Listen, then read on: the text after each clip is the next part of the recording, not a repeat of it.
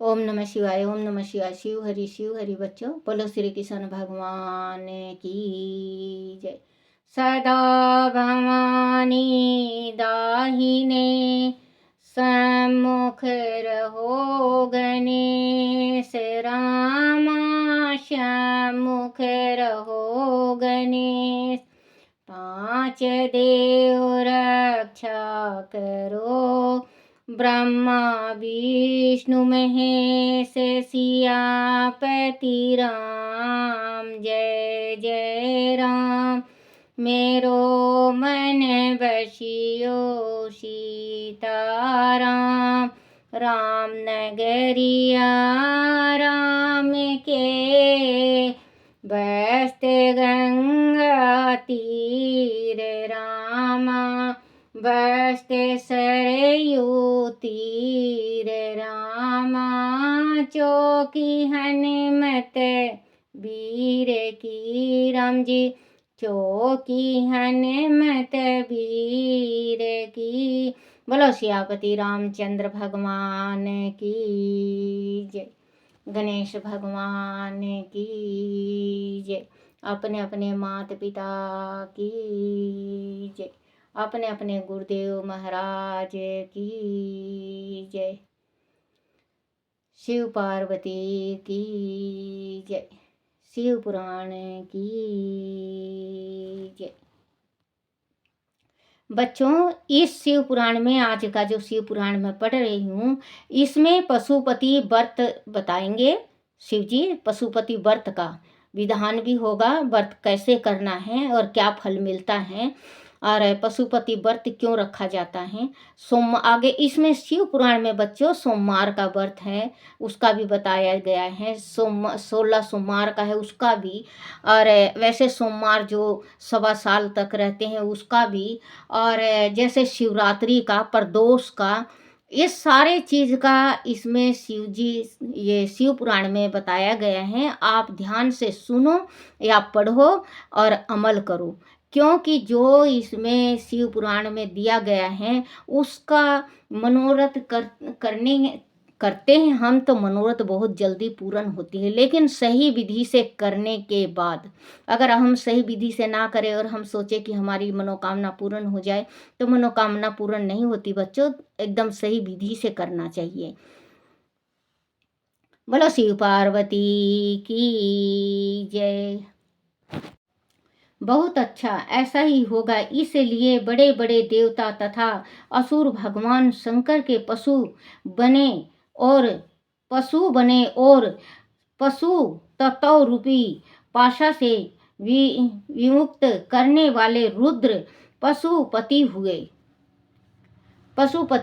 तभी से महेश्वर का पशुपति यह नाम विश्व में विखलित हो गया। वह नाम समस्त लोकों में कल्याण प्रदान करने वाला है। उस समय संपूर्ण देवता तथा ऋषि हर्ष मगन होकर जय जयकार करने लगे, और देवेश्वर ब्रह्मा विष्णु तथा अन्य प्राणी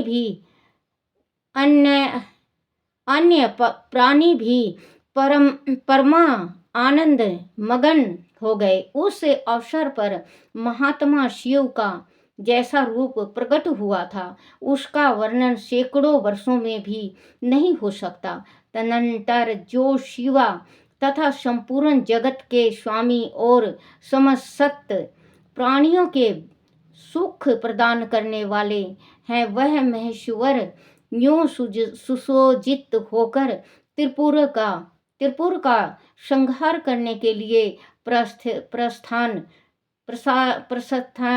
हुए। जिस समय देव महादेव त्रिपुर का विनाश करने के लिए चले, उस अवसर पर देवराज आदि सभी प्रधान देवता भी उनके साथ प्रसन्नचित्त हुए। पर्वत के समान विशाल काय उस असुरों का मन प्रसन्न था। वह सूर्य के समान प्रकाशित हो रहे थे। वह सभी हाथियों में हल चला, हाथों सभी हाथों में हल, साल, मूसल, सुवुंडी और नाना प्रकार के पर्वत जैसे विशाल आयुधों आयुधों को धारण करके हाथी, घोड़े, सिंह, रथ और बैलों पर सवार चले चल चल रहे थे। उस समय जिनके शरीर पर प्रकाशमान थे और मन महान उत्साह से संपन्न थे तथा जो नाना प्रकार के अस्त्र शस्त्र से सुसज्जित थे, वह इंद्र, ब्रह्मा और विष्णु आदि देव शंभु की जय जयकार बोलते हुए महेश्वर के आगे आगे चले। सभी दंडी एवं जटाधारी मुनि हर्ष मनाने लगे और आकाश चारी सिद्ध तथा चरण पुष्पों की वृष्टि करने लगे। विपेंद्र त्रिपुर की यात्रा करते समय जितने गणेशवर शिव जी के साथ थे, उनकी गणना करके कौन पार पा सकता है। तथापि मैं कुछ का वर्णन करता हूँ। योगी समस्त गणों राजाओं में श्रेष्ठ भिंगी गणेशवरों तथा देवगणों से घिर कर विमान पर आरूढ़ हो महेंद्र की भांति त्रिपुर का विनाश करने के लिए चले। उनके सात केश श्रवण, सोमप, सनेक, सोमदूत, सूर्यवर्चा, सूर्य प्रेक्षणक,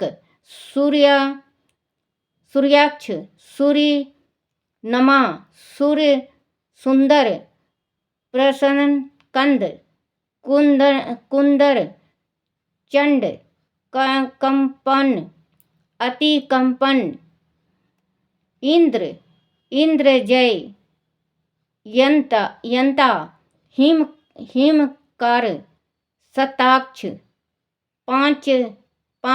पांचक्षर, सहस्राक्ष,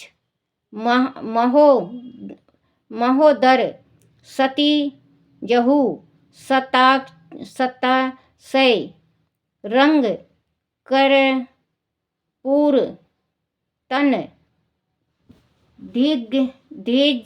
धिसिग, त्रिशिख, अहंकार, कारक, आजवक्त्र,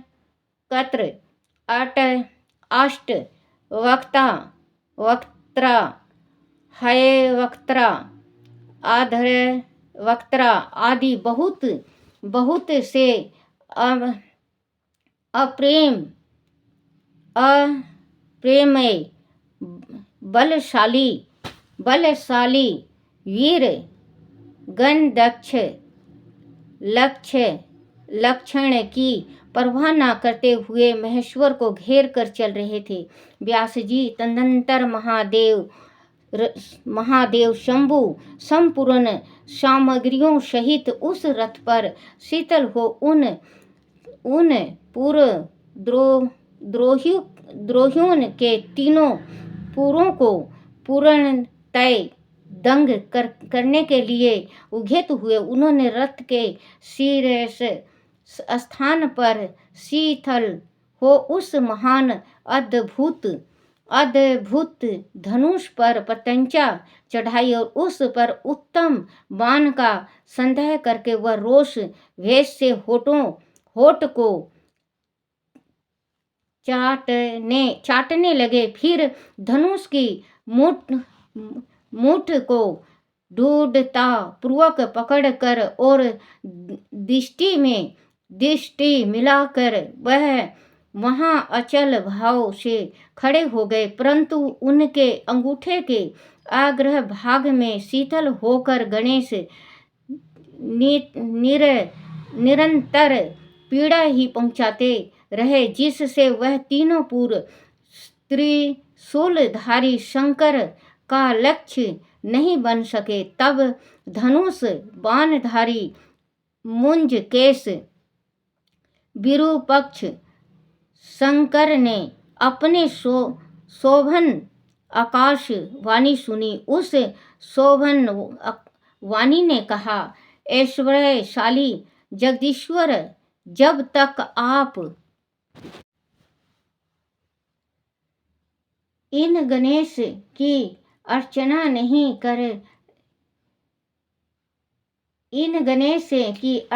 नहीं कर लेंगे, तब तक इन तीनों पुरों का संहार नहीं कर सकोगे।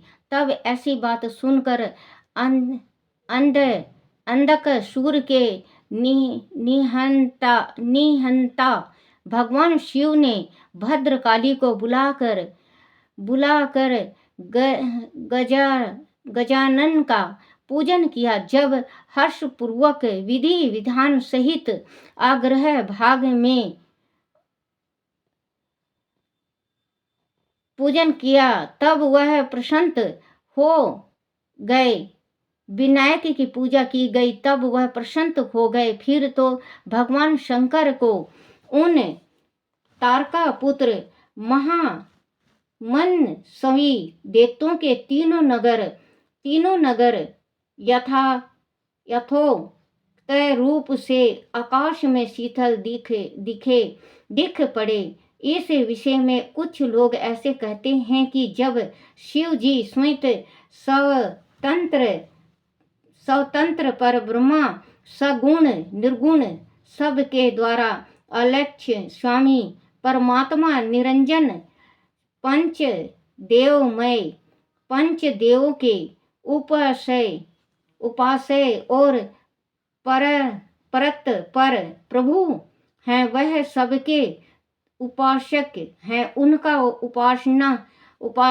उपास्य कोई नहीं है। तब सबके वंदनीय परम ब्रह्मा स्वरूप उन देवेश्वर महेश्वर के विषय में वह बात उचित नहीं जान पड़ती कि उनकी कार्य सिद्धि अन्य की कृपा पर अवलंबित हो, परंतु मुनि उन देव वंदनीय महेश्वर के चरित्र में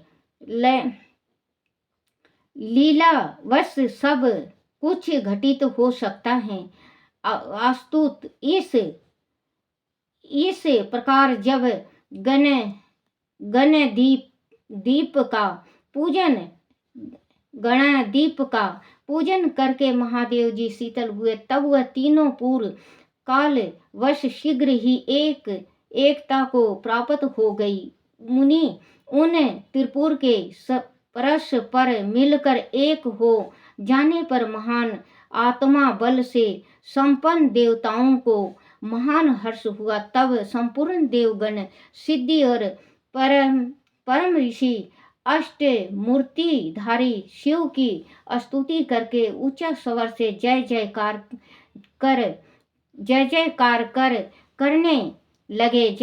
करने लगे। उस समय ब्रह्मा और जगदीश्वर विष्णु ने महेश्वर तारका के पुत्र उन त्रिपुर निवासी देवताओं के वध का समय भी आ गया है विभो, इसलिए यह पूरा एकता को प्राप्त हो गए हैं।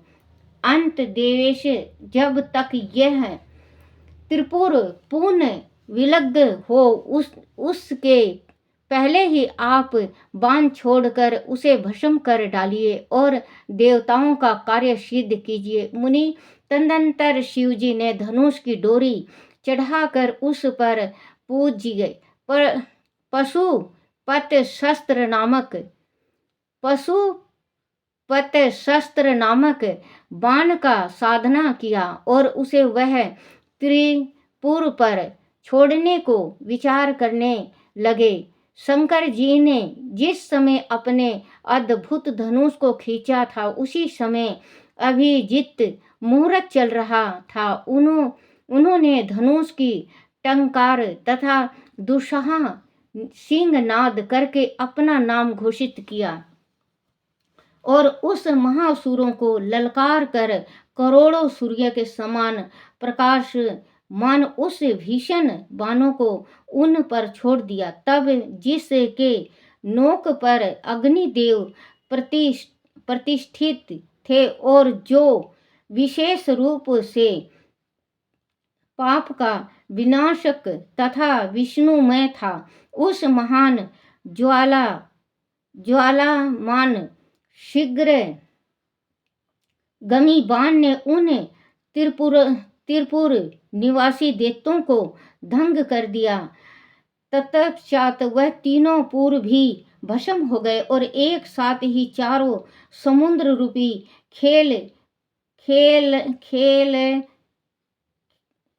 मेखला वाली भूमि पर गिर पड़ी।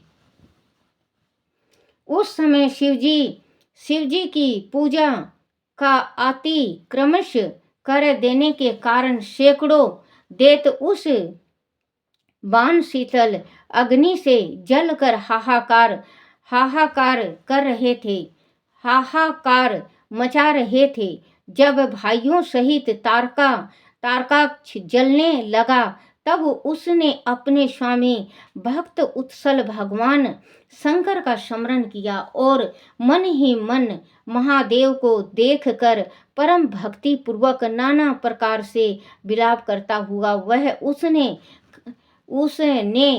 कहने लगा। तारकाक्ष बोला, भाव आप हम पर प्रसन्न हैं, वह हमें ज्ञात हो गया है। इस सत्य के प्रभाव से आप फिर कब भाइयों सहित हमको दंग करेंगे। भगवान जो देवता और असुरों के लिए अप्रिय हैं, वह आपके हाथों से मरण रूप दुर्लभ लाभ हमें प्राप्त हो गया। अब जिस योनि में हम जन्म धारण करें, वह हमारी बुद्धि आपकी भक्ति से भावित रहे। मुनि यों दैत्य विलाप कर ही रहे थे कि शिव जी की आज्ञा से उन अग्नि ने उन्हें अवधूत रीति से जलाकर राख की ढेर बना दिया। व्यास जी और भी जो बालक और वृद्ध दानव थे, वह शिव ज्ञान अनुसार उस अग्नि द्वारा शीघ्र ही जलकर भस्म हो गए।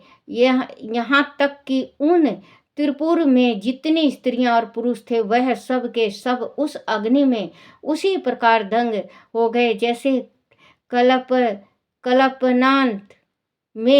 कल्पना में जगत भस्म हो जाता है। उसे समय उस भीषण अग्नि से कोई भी सत्वर जंगम बिना जले नहीं बचा, किंतु असुरों का विश्वकर्मा अविनाशी मैं बच गया, क्योंकि वह देवों का अविरोधी माया बच गया, क्योंकि वह देवों का विरोधी शंभु के तेज से सुरक्षित और सबयुक्त था। विपत्ति के अवसर पर भी वह महेश्वर का शरणगत बना रहता था, जिन्हें दैत्यों तथा अन्य प्राणियों का अभाव अथवा आकृति के प्राप्त होने पर नाशकारक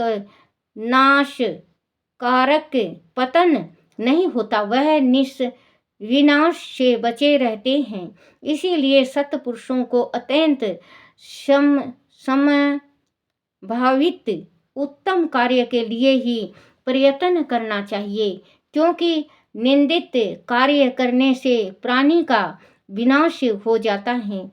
अंत गर्दित कर्म का आचरण भूल कर भी ना करें। उस समय भी जो दैत्य बंधनों सहित शिवजी की पूजा में तत्पर थे, वह सब के सब शिव पूजा के प्रभाव से दूसरे जन्म में गणों के अधिपति हो गए। बोलो श्री कृष्ण भगवान की जय। बच्चों, इसमें जो व्रत बताया है ये आज एक अध्याय समाप्त हुआ। तो एक तो कल अध्याय पढ़ी थी मैं और एक आज पढ़ी हूँ। दोनों अध्याय को आप ध्यान से पढ़ो और समझो और सुनो कि शंकर भगवान जिस टाइम शंकर भगवान इसका धारण करे पशु का रूप, सारे जितने भी देवता थे सबने, तो इनका उस टाइम नाम इनका पशुपति पड़ा। तो जैसे कि ये हैं, कल का जो पढ़ के सुनाई थी, सर्वदेवमय रथ का वर्णन, शिवजी का उस रथ पर चढ़कर उसके युद्ध के लिए प्रस्थान, उनका पशुपति नाम पड़ने का कारण, शिवजी द्वारा गणेश का पूजन और त्रिपुर दह माया दानों का त्रिपुर से जीवित बच निकलना। ये पूरा जो काल पढ़ी हूँ और ये आज पढ़ी हूँ, तो ये एक अध्याय है बच्चों। एक अध्याय में इन्होंने स्पष्ट कहा है, जो मतलब ये शिवजी पशु का जो पशु बने रुद्रदेव, तो इन्होंने कहा कि मतलब जो व्रत रखता है, आप कल वाले में सुनना कि तुम्हारे अतिरिक्त जो अन्य प्राणी भी मेरे, मतलब अन्य प्राणी भी जो मेरे पशु तत्व से छूट जाएगा, ये पशु प्राणी भी मेरे पशुपत व्रत को करेंगे, पशुपति व्रत को करेंगे, वह भी निस्संदेह पशु तत्व से छूट जाएंगे। पशु तत्व से छूट जाएंगे। पशु तत्व का मतलब ये होता है बेटे, जैसे कि कोई देखो पांचों उंगली बराबर नहीं होता है। हमारे संसार में हर एक इंसान है, कोई पशु उसको कहते हैं, जैसे कि किसी में बहुत विकराल गुस्सा होता है, या औरत में खूब गुस्सा होता है, या आदमी में बहुत ज़्यादा गुस्सा होता है, जेंट्स में गुस्सा हो या लेडीज़ में गुस्सा हो बहुत ज़्यादा, तो आप पशुपति व्रत लगन से आप करके देखो। ये कल का मैं ये बताया हुआ जो अभी मैं पढ़ रही हूँ, ये कल का ये है, पढ़ा था मैंने।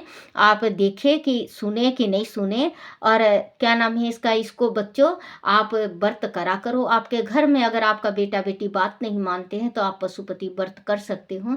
पशुपति व्रत का आगे विधान भी होगा, अगर आप रोज सुनते हो। देखो बच्चों, मैं ज़्यादा नहीं बनाती, 25 मिनट का होता है, कभी कभी भजन भूजन हो जाता है तो मेरा आधा घंटे का होता है, नहीं तो 20 मिनट का होता है। आप इसको सुना करो, इसमें बहुत अच्छी अच्छी चीज़ है बच्चों। अब जैसे बताने वाले तो ये कह देते हैं कि चलो भाई पशुपति व्रत कर लो, ऐसे कर लो वैसे कर लो, लेकिन इसमें जो भगवान शिव जी ने कहा है वो पशुपति व्रत करने के लिए, तो आप इसका मतलब ध्यान से सुनो कि पशुपति व्रत कैसे होता है। पशुपति व्रत को करेंगे, वह भी निस्संदेह पशु तत्व से छूट जाएंगे। जो नैष्ठिक ब्रह्मचार्य देखो बच्चों, इसमें जो लिखा है, ब्रह्मचार्य का पालन करते हुए 12 बरस तक 6 बरस तक, ये इसका सुनना बच्चों, हम व्रत कर लेते हैं ना 7 या 11 या 5 या 21, इसमें ध्यान से सुनना कि इसमें क्या बताया गया है। निस्संदेह पशु से छूट जाएगा, जो नियमित ब्रह्मचार्य का पालन करता हुआ 12 बरस तक 6 बरस तक अथवा 3 बरस तक मेरी सेवा करेगा अथवा कराएगा, वह पशु तत्व से मुक्त हो जाएगा। इसीलिए श्रेष्ठ देवताओं, तुम लोग भी जब इस पर मोत कुष्ठ दीप व्रत का पालन करोगे तो उसी समय पशु तत्व से मुक्त हो जाओगे, इसमें कुछ भी संदेह नहीं है। सनत कुमार जी कहते हैं, परमात्मा महेश्वर का वचन सुनकर विष्णु और ब्रह्मा आदि देवताओं ने कहा, तथे तथेति बहुत अच्छा, ऐसा ही होगा। इसीलिए बड़े बड़े देवता भी असुर भगवान, जो मतलब जितने ऋषि बने थे, जो ऋषि देवता जो बने थे, इसका पशु पशु का रूप उनका बताया है। तो हम व्रत करते हैं तो बच्चों 11 करते हैं, 21 करते हैं, मनोकामना पूर्ण नहीं होता है। इसमें 12 बरस, 6 बरस, 3 बरस ये व्रत रखना है और सेवा करना है भगवान शिव जी का, तो अपना मनोकामना पूर्ण होता है।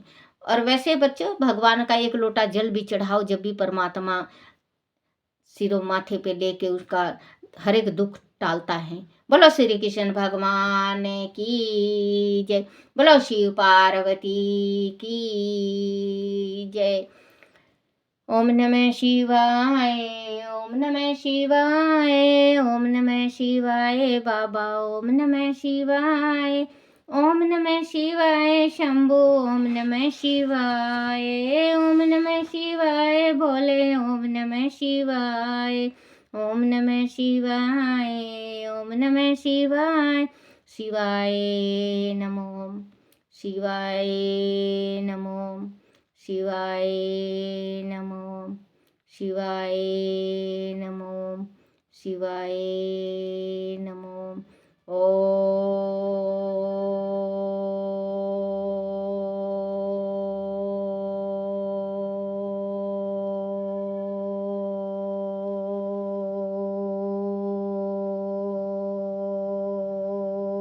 नमः शिवाय।